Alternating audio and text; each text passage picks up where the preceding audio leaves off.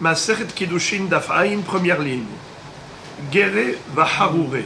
Minalan, Amarav Hizda de Amarkra, Chol Anivdal Mitum'at Goye Haaretz Alehem.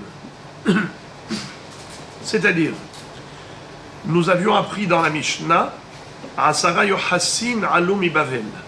Ezra Sofer, lorsqu'il est monté en Israël, avec l'autorisation de Koresh pour aller reconstruire le deuxième Beth Amikdash, il a fait monter avec lui 10 catégories de personnes, 10 catégories de généalogie.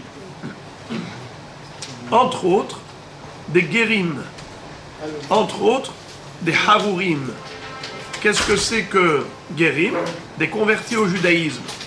Harourim, c'est des Revet Kenaani qui ont été libérés. Meshuhrarim, alors on les appelle Harouré.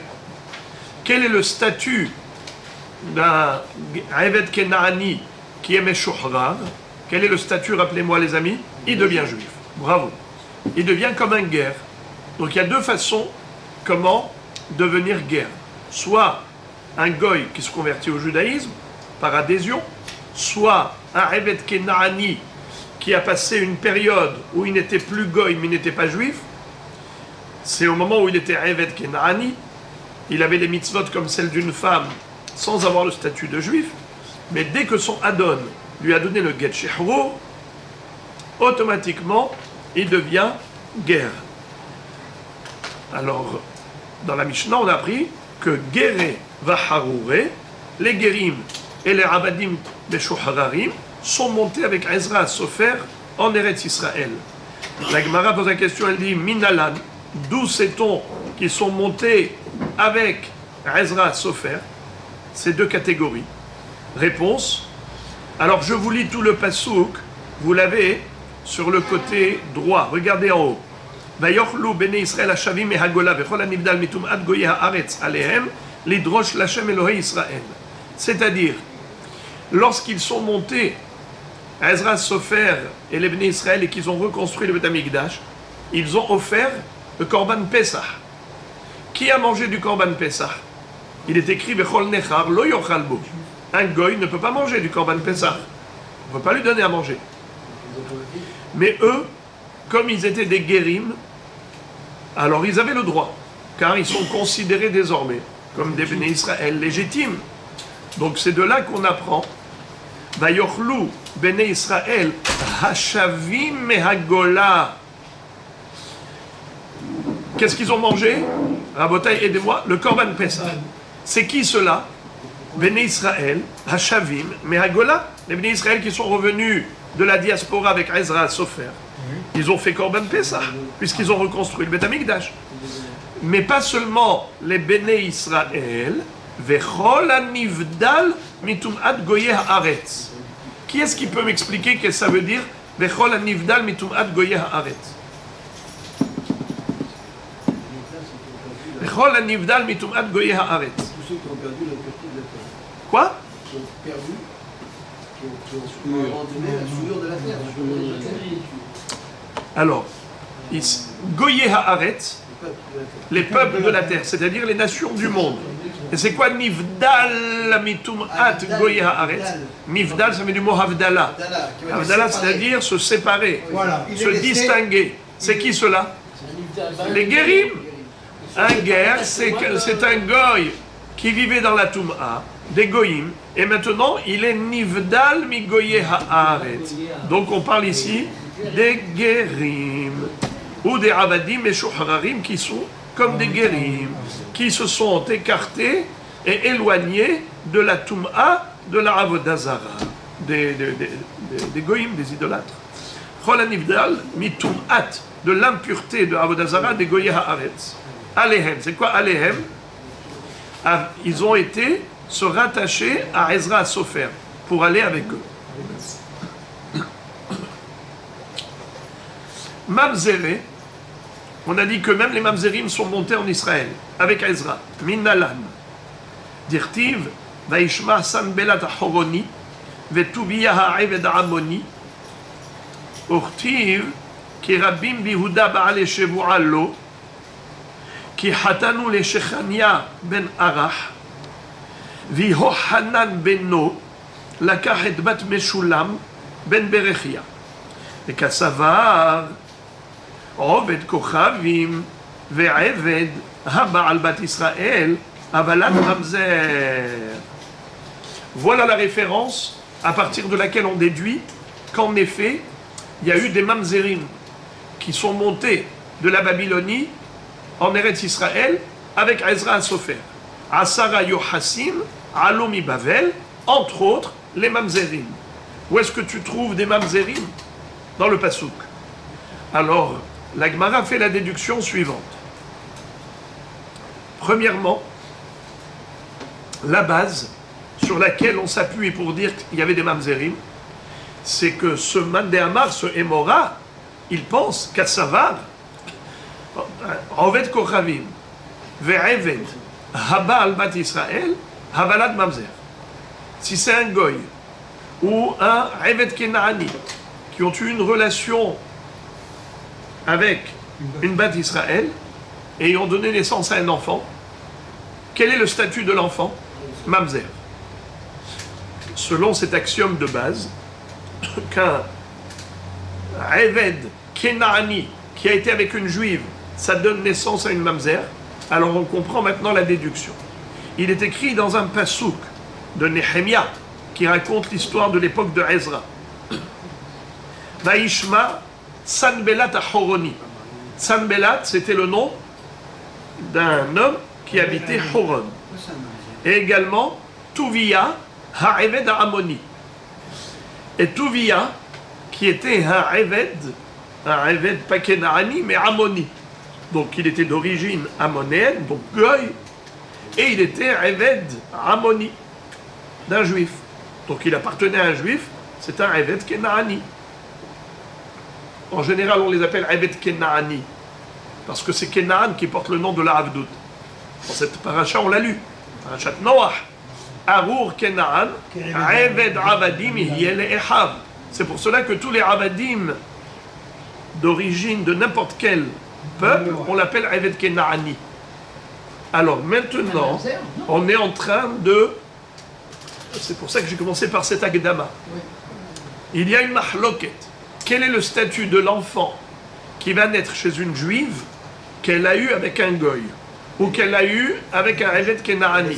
Alors, la halakha, ce que vous connaissez, c'est la halakha. C'est vrai, l'enfant est juif. C'est la halakha. Mais Nagmara nous dit que pour l'instant, ce Hémora qui a fait cette déduction pour prouver que les mamzerim sont montés avec Ezra HaSofer, ce Hémora pense que Goy ou Eved Kenaani, qui a une relation avec une juive, l'enfant est mamzer. Ça, c'est la base. Sinon, il n'y a pas de déduction. Alors, une fois qu'on a cet axiome de base, que ce Mandéamar, il pense ainsi, alors on comprend quelle est sa preuve que les mamzerim sont montés avec Ezra HaSofer. Parce que dans le Passouk, il est écrit qu'il y avait un homme qui s'appelait Tuvia Ha'eved Amoni. Il était Eved Kenaani, Eved Amoni, comme je vous ai expliqué. Tous les Avadim, qu'ils soient Amoni ou pas, on les appelle Eved Kenaani. Parce que Kenaan, c'est le symbole de la Havdout. Arur Kenaan, Eved Avadim, Yele Echav. Alors maintenant, avec qui il s'est marié? Ce Mister Tuvia Eved Amoni. Avec qui il s'est marié? Eh bien, regardez, il s'est marié avec une juive. Hatanhu le Shechania ben Arah. Il était le Hatan de Shechania ben Arah, qui était un juif. Et son fils, Yehohanan, Yehohanan Beno, pas Yohanan, Yehohanan Beno, le fils de Tuvia, Lakah et Bat Meshulam ben Berechia. Il s'est marié aussi avec une juive, la fille de Meshulam ben Berechia. Vekasavar, Oved Kochavim, Ve'eved Haba al Bat Israël Avalad Mamzer. Et lui, il pense que un goy ou un Eved Kenaani qui va avec une juive, ça donne naissance à un mamzer. Alors maintenant on comprend. Étant donné que Tuvia, Eved Amoni, s'est marié avec la fille de qui? De Shechania ben Arah. Donc, qui était une juive. Lui, il était juif, Shechania ben Arah. Et donc, maintenant, ils vont donner naissance à qui? À un mamzer. Très bien. Maintenant, un mamzer qui se marie avec une juive classique, il donne naissance à quel enfant? Mamzer. Alors, comment il s'appelait le fils qui est né de Tuvia Amoni avec la fille de Shechania ben Arah? Il s'appelait Yehohanan. Qu'est-ce qu'il était? Mamzer. Alors maintenant, ce mamzer-là, il s'est marié avec qui? Avec la fille de Meshulam ben Berechia. Encore une juive. Qu'est-ce que va être l'enfant? Mamzer. Alors on a ici 3 mamzerim. On a 2 mamzerim. On a Yehohanan et son fils. Ok. Alors Yehohanan et son fils nous fait 2 mamzerim. Voilà, ils sont montés avec Ezra Sofer. Et d'ailleurs, les gens, ils étaient très copains avec ce Tuvia Eved Amoni. C'est écrit comme ça. Kirabim Bihuda, beaucoup de gens dans la Judée. Baale Shevualo. Qu'est-ce que ça veut dire? Ils se sont engagés avec un serment pour l'aider à Mr. Tuvia Amoni. D'accord? Donc, il avait de bonnes relations. Il s'est même marié avec une juive. Très bien. Alors, on a une preuve que des mamzerim sont montés en Eretz Israël? Oui. Voilà, c'est un passouk dans Nehemia, qui est de l'époque de Ezra. La Gemara pose une question. Elle objecte. Elle dit Haniha leman de amar habalad mamzer, ela leman de amar habalad kasher, maïika lememar. Tu as trouvé une référence et tu m'as convaincu comme quoi il y avait des mamzerim parmi les olim hadashim qui sont partis avec Ezra. Oui, tu as une preuve. C'est le passouk que tu m'as cité. Mais c'est seulement si tu conçois que le fils du Eved Kenaani qui a été avec une juive, c'est un mamzer. Mais selon la halakha, c'est pas ça. Il y a d'autres Mandé Amar qui disent que Habalat Kasher, même un goy qui va avec une juive, l'enfant est Kasher, il n'est pas mamzer. Eved Kenaani qui va avec une juive, l'enfant est Kasher, il n'est pas mamzer. Alors quelle est la preuve que les mamzerim ils sont montés en Eretz Israël de la Babylonie avec Ezra Sofer? Tu n'as plus de référence. Donc il faut trouver une autre référence. Ça c'est première réfutation. Deuxième réfutation. Vetu mimai de avule bene dilma lo avule bene. En plus, qui t'a dit qu'ils ont eu des enfants? Mais peut-être qu'ils n'ont pas eu d'enfants. Allez, je vais voir maintenant votre QI, votre quotient intellectuel. Posez-moi une question. Vetou, en plus, Mimaï de Avoulé Bene. Qui te dit, Bichlal, qu'ils ont eu des enfants pour dire qu'il y a eu des mamzerim? Dilma lo Avoulé Bene. Peut-être qu'ils n'avaient pas eu d'enfants. Hein? Mais on vient de dire que. Exactement. C'est qui? Tuvia. Il a eu un fils qui s'appelait Yehohanan. Alors comment la Gemara pose une telle question? C'est quoi cette objection-là? La Gemara, elle réfute, elle dit qui te dit, Bichlal, qu'ils ont eu des enfants mamzerim? Mais peut-être qu'ils n'ont même pas eu d'enfants du tout. Mais c'est quoi cette question? Mais c'est écrit clairement qu'il a eu un fils qui s'appelait Yehohanan. Donc Yehohanan, d'après le Mandéamar qui dit que mamzer, donc il est mamzer. C'est quoi cette question-là? Cette question, c'est peut-être pour réfuter. Oui, mais comment on peut réfuter avec une question qui n'en est pas une? Pour réfuter la mamzerim. Oui, mais comment est-ce qu'on peut poser une question qui est fausse? Son père était juif. Est-ce qu'on peut dire n'importe quoi? C'est vrai. Il y a le poids des mots. Alors, pardon, répétez? Répétez. Alors, je vous écoute. Parce que son père s'est marié avec un juif, automatiquement le fils il est juif, c'est ça la dire que non. Mais On non. n'a pas suivi alors. T'as pas suivi du tout. C'est pas grave. Alors, on répète. D'après, Non, le père était mamzer. le père était Mamzer. Eved Amoni. Ouais. Il a eu un fils qui s'appelle Yehohanan. Oui. N'est-ce pas? Avec qui? Une juif. Oui. Donc qu'est-ce qu'il est? Mamzer, d'après la première chita. Oui. D'après la première chita. Alors voilà, c'était ça la preuve. Comment la Gemara réfute? Elle dit, mais peut-être qu'il n'a pas eu d'enfant. C'est quoi cette question? Alors, heureusement qu'on a Rashi. Rashi explique le sens de la question de la Gemara. Il dit, qui te dit qu'ils ont eu des enfants avec la juive, peut-être que Yehohanan, c'est un enfant qui est né de Touvia Ammoni, certes, mais qu'il a eu peut-être avec une Goya, qu'il a eu peut-être avec une, comment on appelle ça, avec une Shifha Kenaanite. Qui t'a dit que il a eu avec la fille de Berechia, avec la fille de Shechania? Qui te dit qu'il a eu avec la fille de Shechania? Peut-être que Yehohanan, c'est le fils de Touvia Ammoni, d'accord, mais il n'est pas mamzer. Peut-être qu'il est Eved. Peut-être qu'il est Goy. Qui te dit qu'il est mamzer? Parce qu'il a eu avec une juive, mais peut-être que c'est pas avec la juive qu'il a eu cet enfant. C'est ça le sens de la question de la Gemara. Mimai dehavule bane, dilma lo havule bane. La Gemara ne voulait pas dire qu'il n'a pas eu d'enfant du tout. C'est sûr qu'il a eu un enfant, c'est écrit. Il s'appelait Yehohanan. Mais qui te dit que Yehohanan, il a eu avec la juive? Peut-être qu'il a eu cet enfant avec une autre femme qui n'était pas juive, et par conséquent, on n'a toujours pas de preuve que Yehohanan était mamzer. Pourquoi on nous aurait dit qu'il aurait pris une fille juive alors? Hein? Pourquoi avant on a dit qu'il a pris la fille de... Pourquoi on nous raconte cette histoire? On nous raconte cette histoire pour nous dire qu'il était le hatan d'un juif. Oui. Oui. Et alors? Et que son fils aussi a épousé une juive. Que le Eved Kenaani a épousé une juive. C'est gravissime. Que son fils, qui était aussi Eved Kenaani peut-être, ou Goy. Le fils de qui? De Touvia ou le fils de Touvia? Oui. Oui. Touvia, Eved Kenaani se marie avec une juive. Oui. Grave.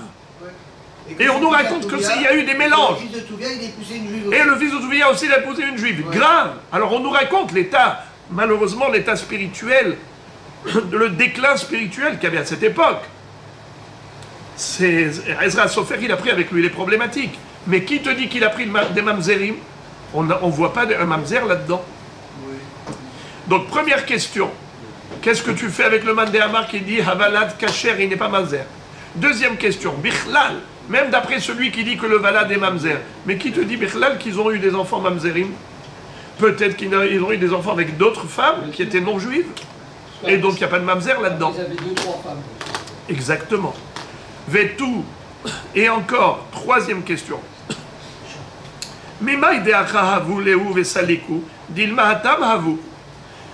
Troisième objection pour réfuter cette preuve, c'est que peut-être que, même si on va dire qu'ils ont eu des enfants mamzerim, parce que ils se sont mariés avec une femme juive, une fille juive, et c'est vrai que, d'après ce Mandé Amar qui dit Avalad mamzer, donc a priori, on a une preuve qu'il a eu des enfants mamzerim. Mais qui te dit que ça s'est passé en Babylonie? Peut-être que ça s'est passé en Israël. Dans la Mishnah, qu'est-ce qu'on a dit? Asara Yohasin Alou Mi Bavel. En disant Alou Mi Bavel, ça veut dire que les mamzerim étaient en Babylonie. Ezra Sofer les a pris de la Babylonie vers Eretz Israël. Mais là, je peux te dire, admettons que la halakha soit que Eved Kenaani qui a une relation avec une juive, Avlad Mamzer. Admettons. Secondo, admettons que l'enfant Yehohanan qui est né, il n'est pas né d'une autre femme qui était Goya, il est né de la femme juive qui était la fille de Shechania ben Arah. Admettons. Et malgré tout, qui te dit que ça s'est passé en Babylonie? Peut-être que ça s'est passé en Israël, car nous le savons que lorsque Nebuchadnezzar Aracha avait détruit le Beth Amikdash, il a laissé une communauté juive en Israël sous la direction de Gedalia ben Ahikam. Tzom Gedalia, c'est par rapport à l'assassinat du chef de la communauté que Nebuchadnezzar avait nommé en Israël. Alors qui te dit Bichlal que Alou mi Bavel? Peut-être qu'ils étaient déjà en Eretz Israël d'origine. Mais on dit que Ezra Sofer a ramené avec lui des mamzerim. C'est ce que dit la Mishnah. Alors la question de la Gemara, elle est, quelle est la référence biblique? Est-ce que tu as un passouk qui te le démontre? Alors on a cité ce passouk. Il dit, mais ce passouk, il ne me dit pas qu'ils sont nés en Babylonie. Ce passouk me dit qu'il a eu un fils, Mamzer, ok, mais peut-être qu'il est né en Israël. Alors je répète, Vetou, c'est quoi Vetou? Traduction. Et encore, bravo. C'est comme en hébreu, Ve'od. Ve'od, Mimai de'achahavu, Qui te dit que c'est ici en Babylonie qu'ils sont nés et ils sont montés avec Ezra? Dilma, peut-être. Hatam, Havu. Ils étaient depuis le début en Israël. Aïe, aïe, aïe, aïe, aïe. Et la mehacha. Puisque nous avons 3 objections pour réfuter la référence première, alors il faut maintenant avoir une autre référence. Et la mehacha. Regardez la référence. C'est encore un passouk de Nehemia. Ve'ele ha'olim. Mitel melach. Tel harsha. Keruv. Adon. Ve'imer. Velo yachelu leagid bet avotam. Vezaram. Im Israël hem.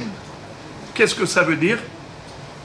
Regardez ce passouk qui donne des frissons selon l'explication de l'Agmara. Voici les nouveaux immigrés, Mitel Melach, qui sont venus d'une ville qui s'appelait Tel Melach. A priori, ce sont des villes babyloniennes. C'est pas Tel Aviv, c'est Tel Melach. Si on traduit littéralement, un monticule de sel, la colline de sel. Tel Harsha, la colline labourée.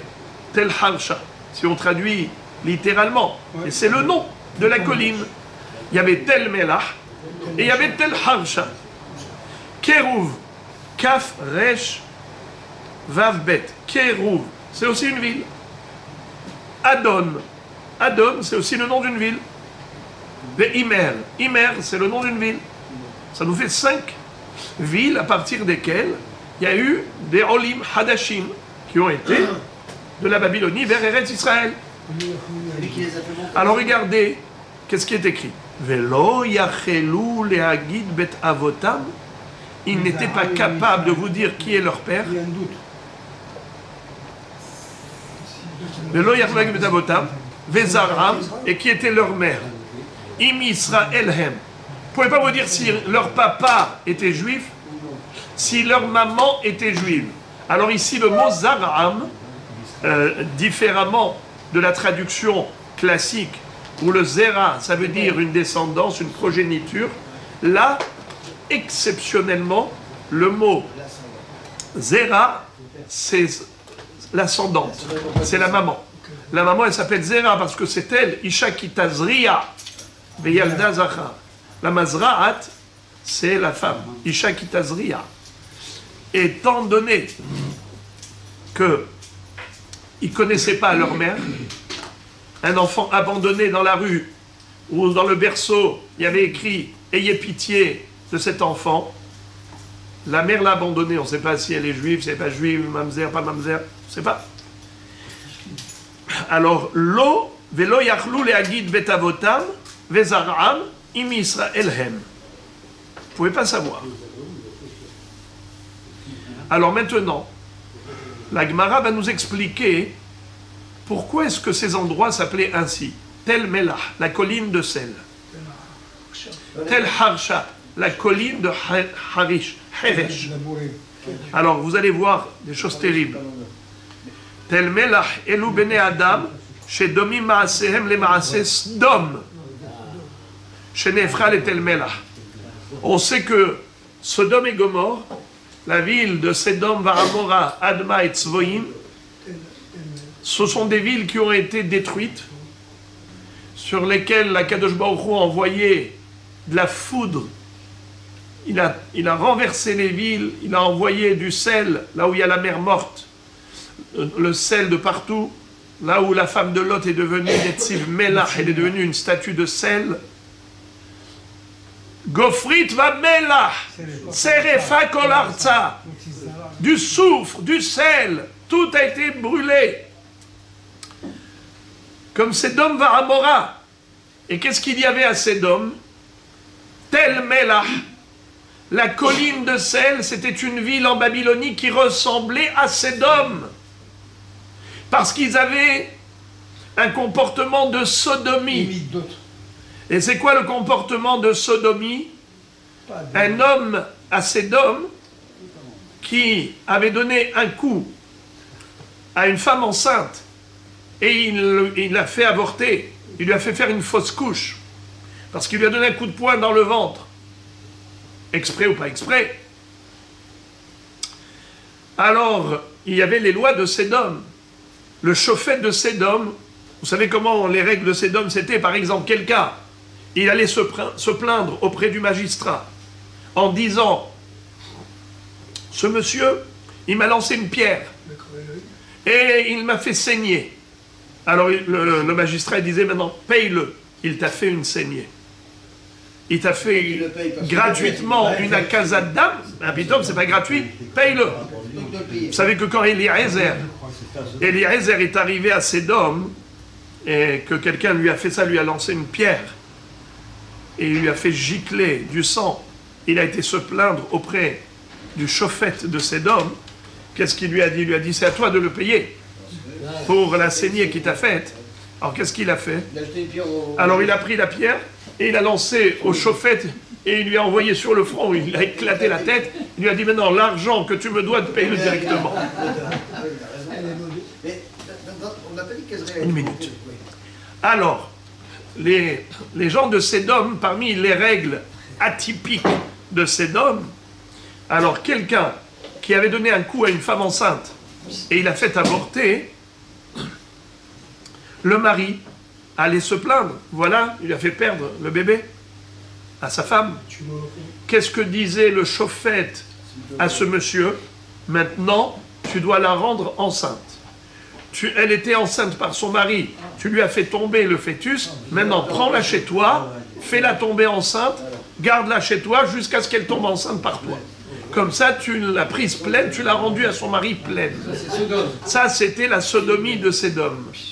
Donc Sodome et Gomorrhe, c'était des villes de dépravation et de débauche. Alors, quand on dit Tel Melah, pourquoi la ville en Babylonie s'appelait Tel Melah, la colline de sel? Parce qu'ils avaient le même comportement que les Sodomites, qui est la ville de Sédom qui a été détruite, et Akadosh Baruch Hu a déversé là-bas sur elle du sel et du soufre, comme Sédom Vahamora. Eh bien, les gens qui étaient là-bas, c'était des mamzerim. Parce que la femme mariée qui allait chez l'autre comme à Sédom, eh bien, quand il la faisait tomber enceinte, qu'est-ce qu'était l'enfant? Mamzer. Alors, Tel Melah, c'est un surnom de la ville. C'est pas le nom de la ville, c'est le surnom. Pour dire que c'était des mamzerim. Comme la ville de Sédom qui est devenue Tel Melah. Et qu'est-ce qu'on a dit? Que des gens de là-bas sont montés en Eretz Israël avec Ezra HaSofer, Ve'elu ha'olim mitel Melah. Tel Harsha.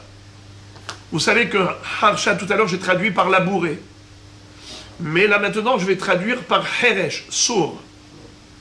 Le sourd n'entend pas les paroles. Quelqu'un qui parle à voix basse, comment ça s'appelle? Il parle Harishit. Heresh, les morts, il parle à voix basse, on ne l'entend pas. Comme si on est sourd, on n'entend pas cette personne parler. Eh bien, Tel Harsha, Zé, Shekore Abba, Ve'imo Meshatakto. Vous vous rappelez ce qu'on avait appris dans la Mishnah, le Shatouki? Quand sa mère, elle est à côté d'un homme et le petit il dit « Papa, papa !» Et elle dit « Chut, c'est pas de celui-là que je t'ai eu. Je t'ai conçu d'un autre homme. » Il ne connaît pas son père, il connaît sa mère. Alors, c'est Tel Harsha. De là, on apprend qu'avec Ezra Sofer, sont montés de la Babylonie, des gens de Tel Harsha, c'est pas le nom de la ville, c'est le surnom de la ville, où les femmes là-bas se prostituaient, et donc on ne connaissait pas le père. C'est ce qui est écrit. Velo yachelu lehagid bet avotam, vezaram im Israël hem, zeu asufi shene saf minashuk. Alors, il y en avait qui étaient Shatouki, et il y en avait qui étaient Asoufi. Quelle est la différence? Shatouki, il ne connaît pas son père, il connaît sa mère. Sa mère, elle lui dit, chut, c'est pas ton père. Mais Asoufi, il ne connaît ni son père ni sa mère. Il était déposé dans un berceau dans la rue, abandonné. Alors, celui-là s'appelle Asoufi. Keruv Adon Ve'imer. Selon ce qu'on vient de dire maintenant, que tel Melach et tel Harsha, ce ne sont pas des noms de villes, mais des surnoms par rapport au comportement, alors il faut comprendre que les trois autres villes, Adon, Kérouv et Imer, d'accord, Kérouv, Adon et Imer, c'est aussi des surnoms. C'est quoi ces surnoms-là? Amar Abi Abahu, Amar Adon, Ani Amarti, Iyu Israël Efanai Hashuvim, Ke Kérouv, Vem Samu Atzmam, Kenamer. Qu'est-ce que ça veut dire? Kérouv, Adon, Veimer. Adon, c'est qui? Adon Haolam, Kadosh Baruch Hu.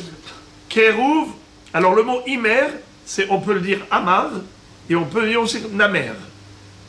Alors regardez, c'est quoi Namer? C'est une panthère. Un tigre, une panthère.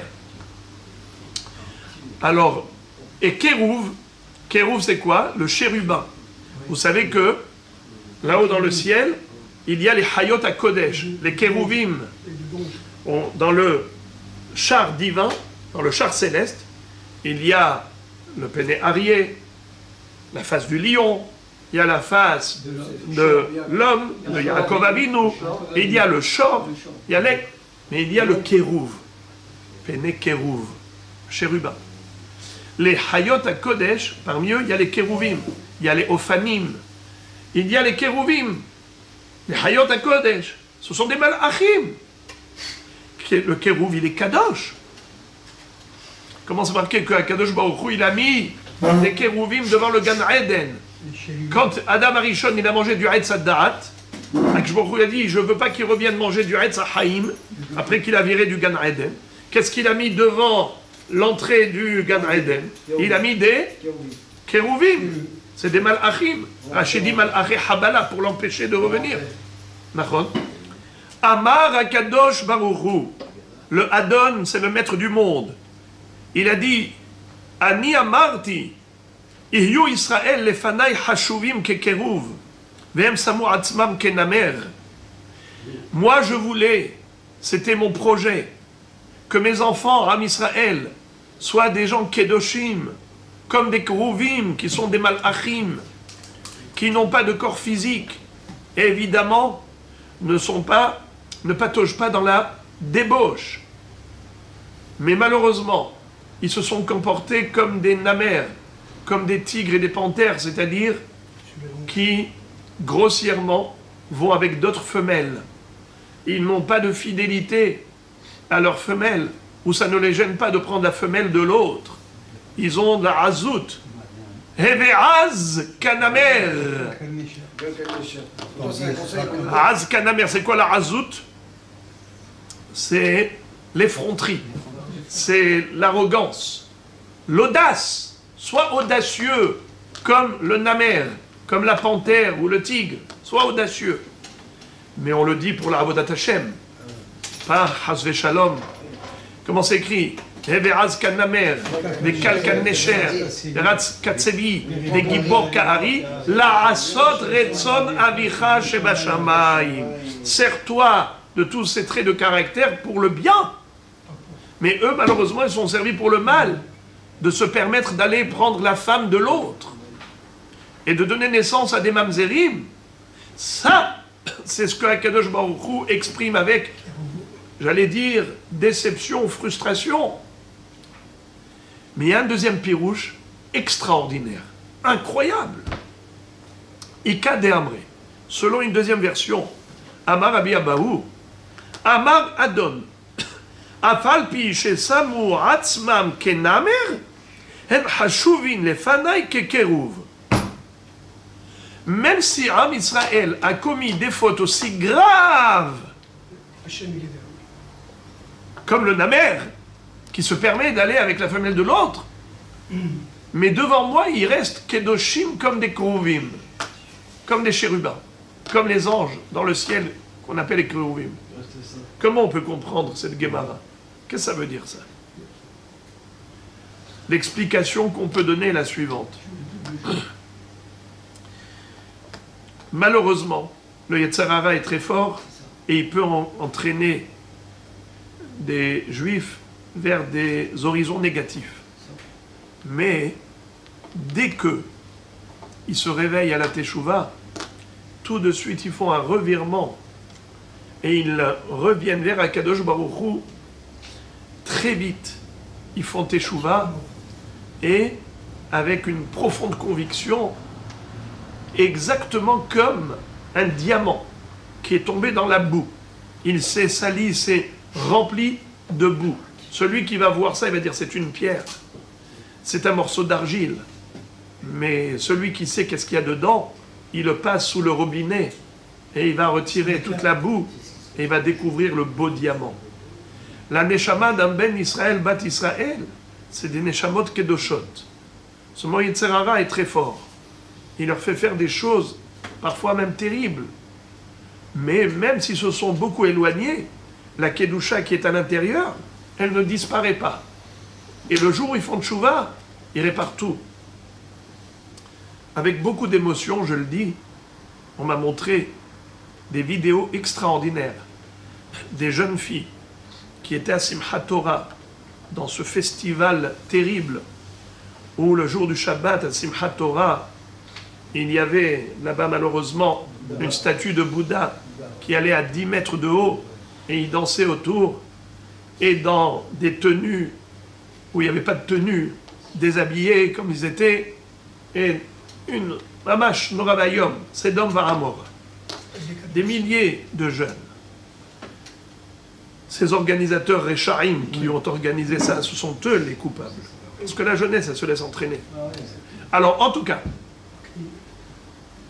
ces jeunes filles, après ce massacre de Simchat Torah, il y a eu beaucoup de jeunes, garçons et filles, qui ont fait une teshuva chez Lema. Mais impressionnant, ces filles qui prennent tous leurs habits, tout leur garde-robe, où il y avait des vêtements de Tum'a, tout ce qui est fait pour inciter l'homme à la faute et la fille à la faute, eh bien il y en a qui ont pris carrément, ils ont fait comme Berou Hametz. Ils ont allumé le feu et ils ont jeté vêtement après vêtement dans le feu. D'autres qui ont pris des ciseaux et en disant à Kadosh Baruch Hu, agrée ma teshuva et prends en considération ce que je fais pour me pardonner à moi et à tout le Ham Israël. Et elle déchire, et elle déchire, et elle déchire tous ces vêtements qui sont impudiques, qui ne sont pas de chez nous. Quand vous voyez des jeunes dans la fleur de l'âge, qui ont fait une teshuva shlema en si peu de temps, vous dites voilà, c'est ça.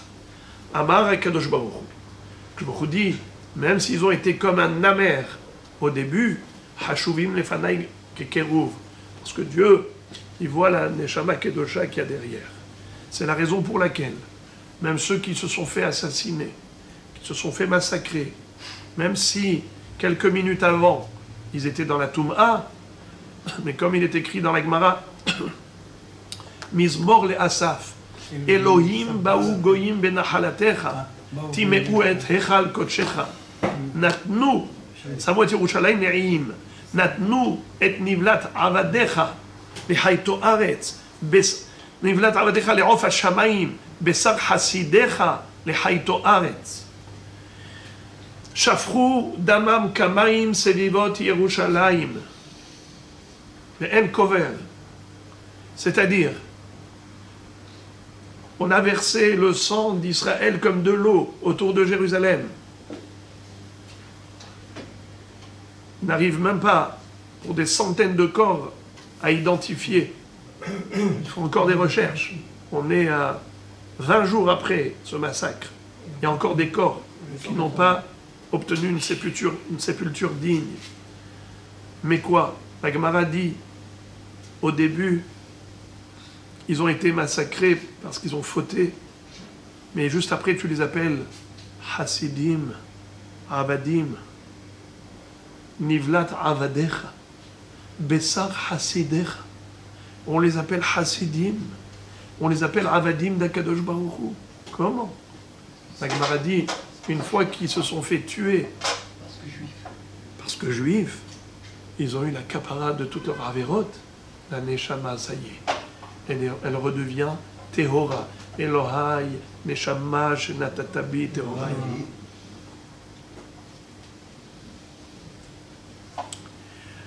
Et donc, désormais, c'est des Hasidim, c'est des Avdei Hashem, c'est des Kedoshim.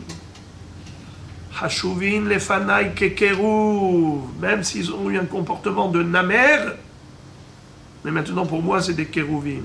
C'était des panthères, des tigres avant, mais maintenant comme dit la Gemara, kevan shelakahu areu keachicha, venikla achicha le'enecha, kevan shelaka areu keachicha. Qu'est-ce que ça veut dire? Quand on amenait au Beddin à l'époque quelqu'un qui a fait une avera avec avertissement pour lui infliger les 39 coups, malkout, la flagellation, eh bien c'est écrit dans la Gemara qu'on n'a pas le droit de lui rajouter un coup de plus. Oui, attention, pen yosif le'akoto makarabba benikla achicha le'enecha kevan shelaka areu keachicha. Une fois que la personne a subi sa sanction et qu'elle a été purifiée de sa faute, ça y est, tu ne dois plus la considérer comme rachat, tu dois la regarder comme un tzaddik. Achicha, c'est ton frère. On peut diminuer. Hein? On peut diminuer. On peut diminuer en fonction de ce que le médecin va dire. Parce que si le docteur va dire que c'est dangereux de lui donner plus que 3 coups, eh bien on n'a pas le droit de lui donner plus que 3 coups. Le maximum c'est 39. Mais on peut diminuer en fonction de l'estimation médicale. אמר רבא בר בר חנא כל הנושא אישה שאינה הוגנת לו מעלה עליו הכתוב כאילו חרשו לכל העולם כולו וזרעו מלח שנאמר ואלה העולים מתל מלח תל חרשה. What is it? C'est-à-dire maintenant la Gemara va employer le même pasouk qu'on a vu tout à l'heure, mais va l'interpréter différemment. Avant cela, on a parlé des gens qui se comportaient comme Sédom, qui a malheureusement échangé leurs femmes, qui donnaient naissance à des mamzerim, comme à Sédom, tel Melach, ou tel Harsha, Heresh, la mère lui dit Sheket. Il ne connaît pas son père. Tu dis, c'est qui ton père, c'est qui ta mère? Loyodea, Heresh, il reste sourd. Eh bien, ça, c'est une interprétation. Maintenant, la Gemara donne une autre connotation à ce passouk. Et elle dit, un homme n'a pas le droit d'épouser une femme qui lui est interdite. Comme par exemple, Cohen n'a pas le droit d'épouser une Gerusha, une divorcée. Un Cohen Gadol ne peut pas épouser même pas une Almana, même pas une Beroula. Israël n'a pas le droit d'épouser une Mamzeret. D'accord? Ou une netina. Un homme qui épouse une femme qui n'est pas hogenetlo, kol hanose isha shena hogenetlo, et donc il va donner naissance à des enfants qui ne sont pas bons, et lui-même déjà il fait une avera. Ma'ale alav hakatuv. Akadosh Baruch Hu considère comme si cet homme, qu'est-ce qu'il avait fait? Tel melach tel harsha. Comme s'il avait labouré tout le monde et il a semé du sel. Vous comprenez ce que cela veut dire? Il n'y aura plus d'agriculture. C'est mort. Et il a tué l'agriculture. Il laboure tout le monde et met du sel. Que rien qui pousse. Ça veut dire qu'il a détruit le monde. Un homme qui prend une femme qui lui est interdite, eh bien c'est comme s'il a labouré le monde et il a semé du sel. מעלה עליו כתוב כאילו חרשו לכל העולם כולו וזרעו מלח שנאמר ואלה העולים מתל מלח תל חרשה ולא יכלו להגיד בית אבותם. De qui on parle? De ceux qui ne connaissaient pas leur généalogie, leur ascendant. אמר רבא בר אדם הרב כל הנושא אישה לשום ממון, הביין לבנים שאינם מהוגנים. Un homme qui prend une femme qui lui est interdite, mais parce qu'elle est riche, et ce qui l'intéresse, c'est son argent, alors il aura des enfants qui ne sont pas convenables. הביין לבנים שאינם מהוגנים, שנאמר, בשם בגדו, כי בנים זרים ילדו. C'est-à-dire, quand le prophète Hoshéa décrit le déclin spirituel de cette époque, il a dit, ils ont trahi Dieu parce qu'ils ont donné naissance à des enfants qui étaient banim zarim, des enfants étrangers, dans le sens où c'était des enfants psulim, inaptes, parce qu'ils ont épousé des femmes qui leur étaient interdites. Veshema Tomar Mamon Palat, tu vas dire ok, sur le plan spirituel, ils ont fait quelque chose de négatif, mais au moins ils ont gagné de l'argent. Peut-être que leur argent va rester en compte en banque pour eux. Mamon Palat. Non, Talmud Lomar Ata Yochlem Chodesh et Helkem. C'est-à-dire que tout ce qu'ils ont gagné comme argent du patrimoine de leurs femmes, qu'ils ont épousé de manière interdite, eh bien, cet argent-là va disparaître. Qui va le faire disparaître? Eh bien, c'est les ennemis qui vont venir pour spolier et piller leur maison pour prendre cet argent. Ata yochlem et helkehem. Pardon, Ata yochlem chodesh et helkehem. On verra tout de suite le mot chodesh. Mais en tout cas, ils vont manger, c'est-à-dire piller et spolier, et helkehem, leur part. C'est quoi leur part? Ça veut dire les dividendes, les intérêts, l'usufruit, ce qu'ils ont gagné comme plus-value, ce qu'ils ont gagné, eux, les maris, du patrimoine de leurs femmes. Alors, tu poses la question, tu vas dire, Shema Tomar, Helko velo Helka. Peut-être que c'est seulement le Helek du mari, ce qu'il a pu gagner, Nachon, velo Helka, mais pas son patrimoine à elle. Talmud Lomar, Helkehem. C'est quoi Helkehem? La part des deux, de l'homme et de la femme. Combien de temps ça va mettre? Peut-être ça va mettre des années, donc en attendant ils vont profiter. Mais Shema Tomar Lizman Meroubé. Non, Talmud Lomar Chodesh. Yochlem Chodesh. Maï Mashma, Amar Rav Nachman bar Yitzchak, Chodesh Nichnas, et Chodesh Yatsa, ou Mamonam Avad. En un mois. Un mois est rentré, un mois est sorti, et ça y est, l'argent a disparu. Qu'est-ce qu'on appelle Helko et Helka? Helko, c'est Nirse Tson Barzel. Helka, c'est Nirse Milog. Vous savez qu'est-ce que c'est que Nirse Tson Barzel? Hein? Vous savez c'est quoi Nirse Tson Barzel? Lorsqu'un homme se marie, vous savez qu'est-ce qu'il obtient de sa femme? La dot en mariage. Il y a deux catégories. Parfois, l'homme s'engage vis-à-vis de son épouse que si jamais il y a divorce, si jamais il y a veuvage, eh bien, lui, il va lui payer, ou de son patrimoine qu'il va laisser à ses héritiers, la totalité de ce qu'elle a apporté. Par exemple, elle a apporté un appartement comme dot en mariage. Son père lui a donné. Combien il coûte, cet appartement? Il coûte 2 millions de shekels. Alors lui, il dit, je prends sur moi que tu reçoives tes 2 millions de shekels, coûte que coûte, qui baisse de valeur, qui augmente de valeur, c'est lui qui perd, c'est lui qui gagne. Im hotiru hotirulo, im pihatu pihatulo. Mais elle a au moins la garantie, l'assurance d'avoir son capital. Ça s'appelle Nirse Tson Barzel. Mais Nirse Milog, c'est lorsqu'il ne s'engage pas pour la valeur actuelle. Il dit, si jamais il y a divorce, tu récupères le bien. Si jamais il y a veuvage, tu récupères le bien, mais tel qu'il coûte. Au moment du divorce, au moment du veuvage. Mais, qu'est-ce qu'a le mari pendant toute la période du mariage? L'usufruit. Ce qu'on appelle perot. Hagouf la isha, vers perot la baal. Alors c'est ce qu'on appelle shelo et shela. C'est quoi helko et c'est quoi helka? Helko, c'est comme c'est nirse tson barzel. C'est quoi helka? C'est comme c'est nirse milog. Le nirse milog, c'est helka, parce que hagouf, il reste la isha. Helko, c'est quand elle apporte une dot en mariage qui est tson barzel. Donc c'est comme si lui, il achetait immédiatement le bien qu'elle a apporté. C'est helko. C'est le helek qu'il a du patrimoine qu'elle a apporté. C'est comme ça que Rashi explique. Et tout sera perdu par la spoliation des ennemis. Lui, il s'est marié avec elle pour son argent. Eh bien, que ce soit helko, que ce soit Helka, il va tout perdre. Monsieur, tu as cru profiter au travers de la Avera, alors la Avera, elle reste, et le profit, il est perdu.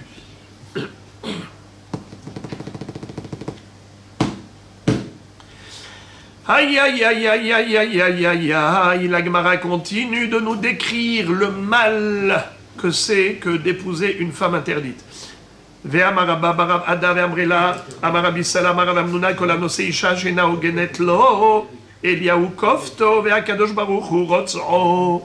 Ça c'est au sens figuré. Eliyahu Navi, il prendra cet homme qui s'est marié avec une femme interdite et il va le ligoter et Akadosh Baruch Hu va le frapper. Vetana, al-Kulam, Eliyahu Kotem et Akadosh Baruch Hu Hotem. La Braïta dit que tout cela, Eliyahu Navi, il écrit le témoignage comme quoi cet homme, voilà la Avera qu'il a faite, et Akadosh Baruch Hu signe. Et qu'est-ce qu'il écrit? Qu'est-ce qu'il écrit? Oilo la posel et zarov et la pogem et mishpartov et la nosé isha shena ogenet lo. Qu'est-ce que ça veut dire? Il écrit, Eliyahu Navi, Akadosh Baruch Hu signe, malheur à celui qui a disqualifié sa descendance et qui a invalidé sa famille, qui a porté atteinte à sa famille. Velanose isha shena ogenet lo. Il a épousé une femme qui ne lui convenait pas, parce qu'elle lui était interdite. Eliyahu kofto ve'akadosh baruch hu rotzro. Et ensuite Eliyahu, Navi, le ligote, et Akadosh baruch Hu le frappe. C'est au sens figuré. Chol aposel pasoul. Ve'eno medaber beshivha le'olam. Et maintenant, la Braïta conclut en disant la chose suivante. Et tout celui que vous entendez dire du mal des autres en critiquant ses familles, ah, celui-là, ah, c'est des mamzerim, ah, celui-là, c'est des... celui-là, c'est... Eh bien, Kol aposel bemumo posel. En fait, les gens qui sont comme ça veut dire qu'ils sont comme ça. Ceux qui parlent des autres du mal, de cette manière, c'est qu'eux-mêmes, ils sont concernés par ce problème. Et non, mais d'abord, il n'arrive pas à dire du bien des autres. Celui qui est d'une descendance pareille. Et Bernard Shmuel Bemumo Posel, non seulement qui met en exergue le défaut des autres, mais c'est son défaut à lui qu'il voit chez les autres. Et la Gemara maintenant va raconter une histoire très longue, une histoire qui est relative à ce phénomène qu'une personne, quand elle parle du mal, c'est que ça dénote de quelque chose de négatif qu'il y a en elle. Ahu Gavra, Demi Nehardea. Il y avait une fois un homme dans la ville de Nehardea. De'al lebe mitbahaya bepumbadita. Il est arrivé dans la ville de Pumbadita et il est rentré dans la boucherie. Bemitbahaya. Amar lehu havuli bisra. Et il a demandé au boucher de lui vendre de la viande. Donnez-moi de la viande. Amroulé. Ils lui ont dit, pour l'instant, tu fais la queue. Netar adeshakil de Shamae de Rabbi Yehuda bar Yehezkel. On lui a dit, attends, jusqu'à ce qu'on donne au shaliach, au shamash de Rabbi Yehuda bar Yehezkel, qui était Rosh Yeshiva de la Yeshiva de Pumbadita. En général, on l'appelait Rabbi Yehuda. Mais son père s'appelait Yehezkel. Alors, Benitivlach, et après qu'on l'a servi, on te servira à toi également la viande. Amar, lui, il a répondu avec audace et effronterie. Amar, Man Yehuda bar Shviskel, de Kadimli, de Shakal min Kamai. Au lieu de dire Rabbi Yehuda bar Yehezkel, il appelle pas Rabbi Yehuda, il appelle Yehuda, et il déforme le nom de son père au lieu de Yehezkel, il dit Shviskel. Et c'est quoi Shviskel? En fait, la Gemara nous dit que ça veut dire des grillades. Celui-là qui aime manger des grillades, il est toujours au barbecue. Parce que svisk, ça veut dire grillé, la viande grillée. Alors, il voulait dire que c'était un glouton, que Rabbi Yehuda était un glouton, qui passait son temps au barbecue. Comment lui, il m'a devancé? Vous le servez avant moi? Azlou a brûlé les Rabbi Yehuda. Alors ils ont été raconter ça à Rabbi Yehuda. Shamté. Alors Rabbi Yehuda l'a mis en quarantaine, en excommunion, en idouille, en shamta. Tel que mérite celui qui manque de respect au Talmid Chacham. Azal haou ve'azmene le dina le kamen Rav Nachman. Ce rachat, il va poursuivre Rabbi Yehuda au Beddin. Mais dans le Beddin de qui? De Neardea. Qui était le Rav là-bas? Le Dayan, c'était Rav Nachman, qui était le gendre du Resh Galuta. Le Resh Galuta, c'est le président de la communauté babylonienne, ce qu'on appelle l'exilarque. En exil, c'est lui le président. Et Rav Nachman était le gendre. Rav Nachman, c'est le grand Hacham, le grand Emora. Mais il ne connaissait pas Rabbi Yehuda. Regardez ce qui va se passer. Le bonhomme, il poursuit en justice Rabbi Yehuda dans le tribunal de Rav Nachman. Alors Rav Nachman envoie une convocation. Aïté, pardon, Azalaou, Azmene Ledina Kameh de Rav Nachman, Aïté Pitka de Azmana. Alors on a envoyé une convocation, un courrier de convocation à Rabbi Yehuda pour qu'il aille maintenant au Beddin. Azal Rabbi Yehuda les Kameh de Rav Huna. Alors Rabbi Yehuda est parti demander conseil à Rav Huna, le grand maître. Il lui a dit, dis-moi, qu'est-ce que je fais? Est-ce que j'y vais? Je réponds à la convocation de Rav Nachman ou pas? Parce que un grand hacham comme lui, il va aller maintenant au Beddin poursuivi en justice. Amar les Isil olo Isil, j'y vais ou je n'y vais pas? Amar les Mizal lo mi be'elach le Mizal. Il lui a dit, Mishum de Gavra Rabbaat. Dans l'absolu, tu n'es pas obligé d'y aller. Parce que dans la ville de Pumbedita, tu es le Rosh Yeshiva, tu es le grand Hacham, de grande renommée dans la ville de Pumbedita. Ici, à Neardea, tu n'es pas obligé de répondre à cette convocation. Puisque le Beddin ne peut pas imposer à quelqu'un qui est aussi grand, un Gadol Ador, ou qui est encore plus grand que le Dayan, de venir auprès du Dayan. Et là, Mishum Yekara de Benessi Akumzil, il lui dit, c'est pas parce que juste qu'il est Dayan, c'est parce qu'il est le gendre du Resh Galuta. Et pour le kavod de la présidence du Resh Galuta, comme il est le gendre, vas-y, vas-y. Et il est allé. Ata. Rabbi Yehuda, il rentre au tribunal de Rav Nachman. Donc Rav Nachman ne connaît pas Rabbi Yehuda. Ashkehe de Karavid Ma'ake. Rabbi Yehuda voit que, à ce moment-là, Rav Nachman, le Dayan, était en train de construire un Ma'ake. Donc c'est une rampe, c'est plutôt une barrière de sécurité autour du toit. Un garde-fou.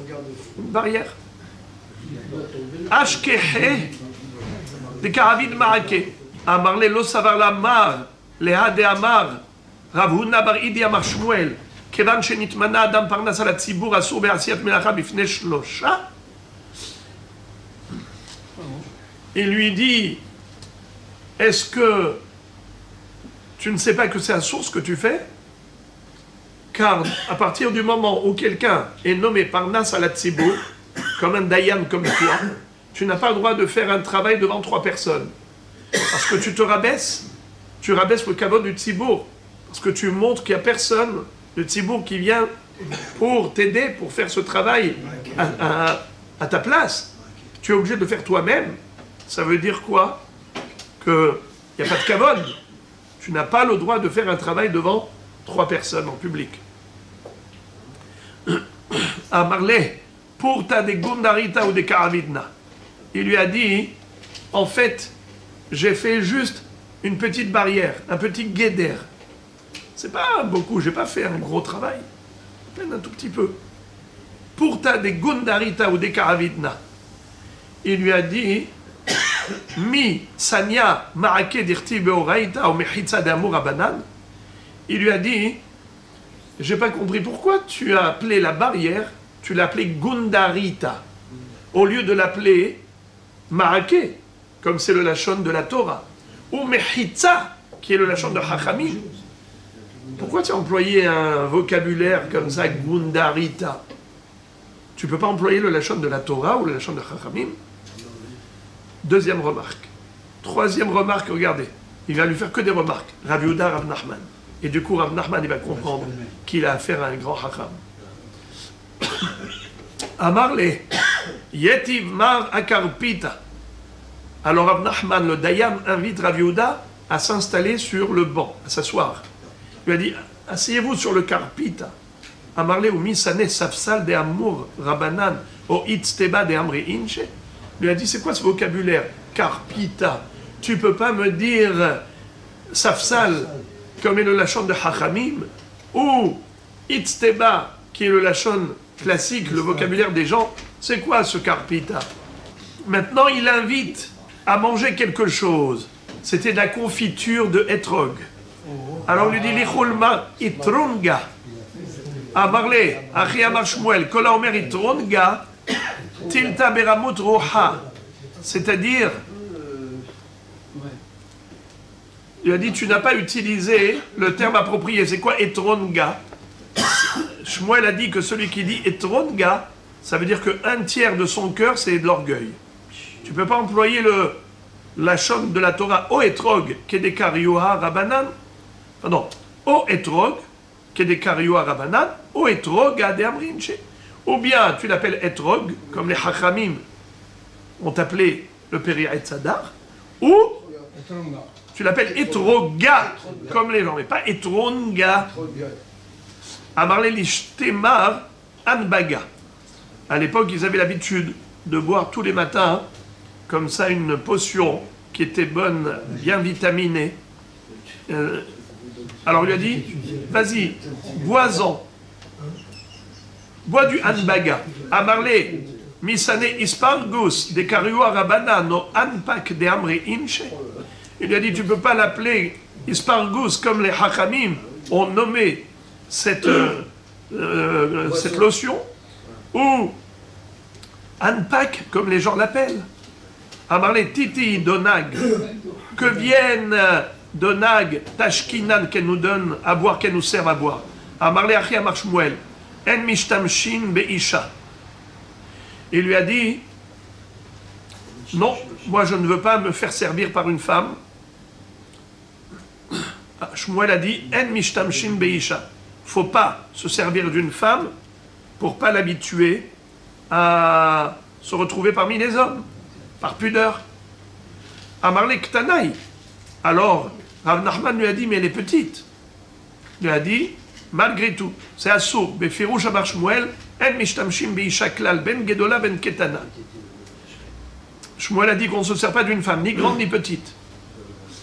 Alors ensuite il lui dit, Neshader le marche lama le Yalta.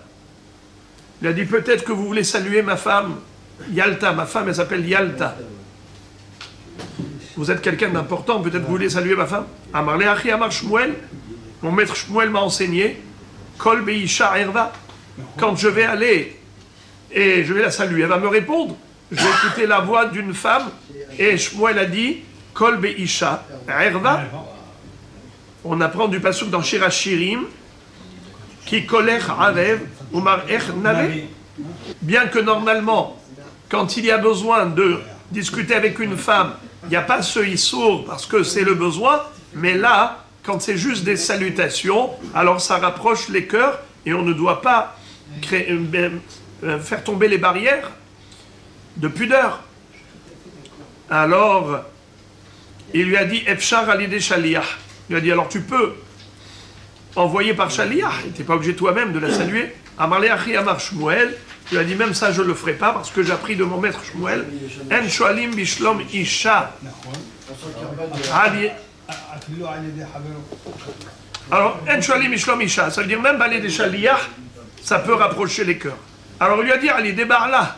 Alors si tu veux, moi, Rav Nachman, le mari de ma femme Yalta, qui est la fille du président de la communauté babylonienne, si tu veux, je peux, moi, lui transmettre des salutations de ta part. Il lui a dit, Achi Amar Shmuel, En Shuali Mishlom Isha Klal. Il lui a dit, Shmuel m'a enseigné, pas du tout, même pas par le mari. Le mari ne doit pas venir dire, tu sais, cet homme t'envoie des salutations. En disant ça à sa femme. Shalhale de Beto. Alors vous savez quoi?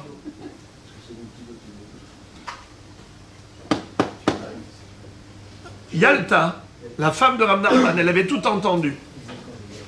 Toute cette conversation entre Rav Yehuda et Rav Nachman.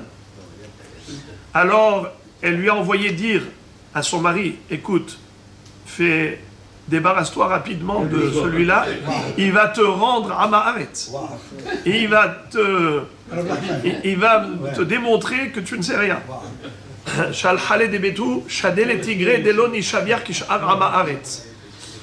Il lui a dit, certainement il est venu pour un din Torah, c'est pour ça qu'il est venu au tribunal.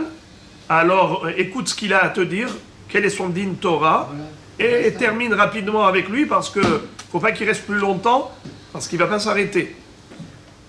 Il va te ridiculiser de plus en plus. À Marley, alors il a compris le message, alors il s'adresse du coup à Rav Yehuda, il dit, à Marley, Maïchiate de Marhacha. Il lui a dit, qu'est-ce que vous êtes venu faire ici? Qu'est-ce qui me vaut cet honneur? Quel bon vent vous amène? À Marley, Taska de Hazmanuta, Shadar Marabatrai. Il a dit, vous m'avez envoyé une convocation. C'est pour ça que je suis venu. Amarle hashta shuta demar lo gamirna taska de asmanuta meshadar lema. Il lui a dit, mais j'arrive même pas à comprendre votre langage tellement vous êtes fort et puissant. Vous avez un niveau bien au-dessus de moi. Moi, je vais vous envoyer une convocation. Apik diska de asmanuta mi behade. Alors immédiatement, il a fait sortir de sa poche interne la convocation. Il a dit, voilà ce que vous m'avez envoyé. Ve'ahzele. Amarle hagavra ve'adiska. Et il a conclu ses propos, Rabbi Yehuda, en disant, voilà la convocation et voilà la personne que vous avez convoquée, elle est devant vous. Vous m'avez convoqué, voilà, je suis là. Amarle ho'il ve'atamarle hacha lishta'e mileh. Il lui a dit, moi, je n'aurais jamais osé vous convoquer si j'avais su de qui il s'agissait. Maintenant que vous êtes là, dites ce que vous avez à dire par rapport à ce monsieur qui vous a poursuivi en justice.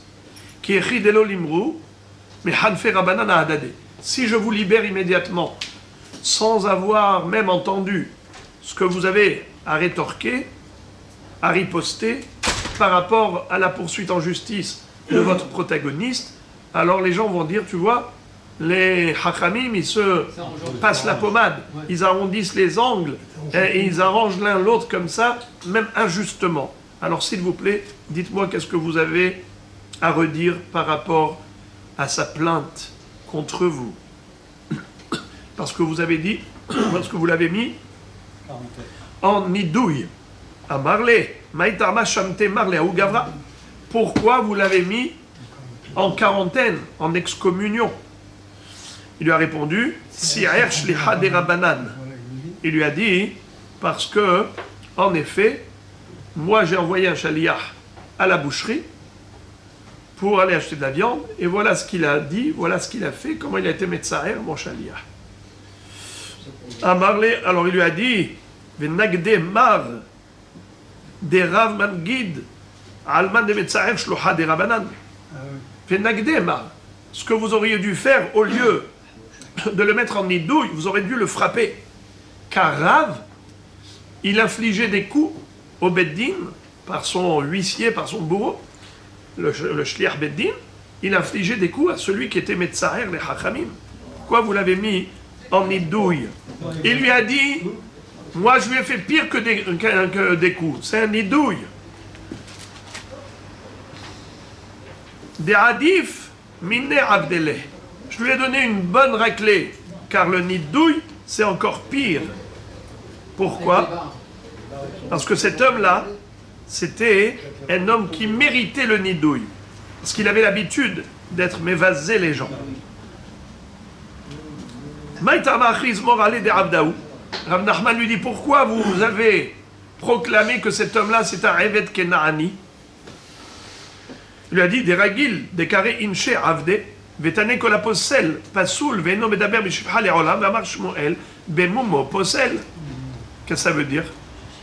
Il lui a dit, parce que lui, cet homme, a l'habitude de traiter les gens de Eved Kenaani. Et nous avons appris que celui qui est pasoul, lui-même il est d'une descendance psoula, eh bien, ça veut dire, il traite les autres de son défaut. Et il n'est pas capable de dire du bien des autres, donc il est trait de son défaut. Alors, il lui dit, Shmuel, quand il a dit qu'en effet, que la possel, bemumo possel, celui qui disqualifie les autres, en fait, il les traite de son défaut à lui, c'est uniquement qu'il faut vérifier, il faut rechercher. Mais ça ne veut pas dire qu'il faut immédiatement l'accuser, le condamner et le proclamer, comme vous avez proclamé qu'il est Eved. Ade achi ve'achi, écoutez l'histoire incroyable. En attendant, Amarle Aoubardin et les Rav Yehuda, les Didi Karit li Avda, de Atina mi Hashmonaim Malka, il lui a dit, en plus, vous osez me traiter de Eved Kenaani, moi qui est descendant des Hashmonaïm. Écoutez ce qu'il dit, le protagoniste, à Rav Yehuda devant Rav Nachman. Et vous osez me traiter de Eved Kenaani? Que vous ne savez pas de quelle dynastie je descends? Moi, je suis un descendant des Hashmonaïm. Alors écoutez ce qu'il va lui dire. Amarle, Achi Amar Shmuel, Kol de Amar, Midebet Hashmonaïka, Tina Avdaou. Il lui a dit, tu sais maintenant, même s'il y avait encore un point d'interrogation, maintenant tu nous as rassurés, tu es un vrai Eved Kenaani. Pourquoi? Car Shmuel nous a enseigné que tout celui qui prétend qu'il est descendant des Hashmonaïm, c'est un Eved Kenaani. Pourquoi?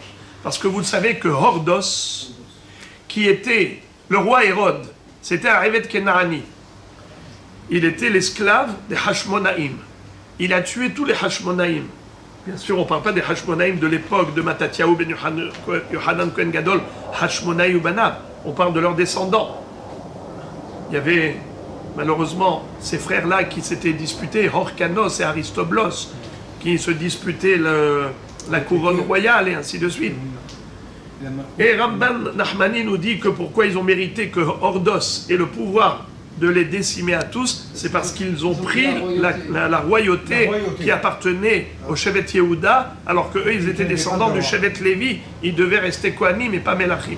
En tout cas, Hérode, qui était Eved Kenaani, il a décimé tous les Hashmonaïm, il a laissé une jeune fille.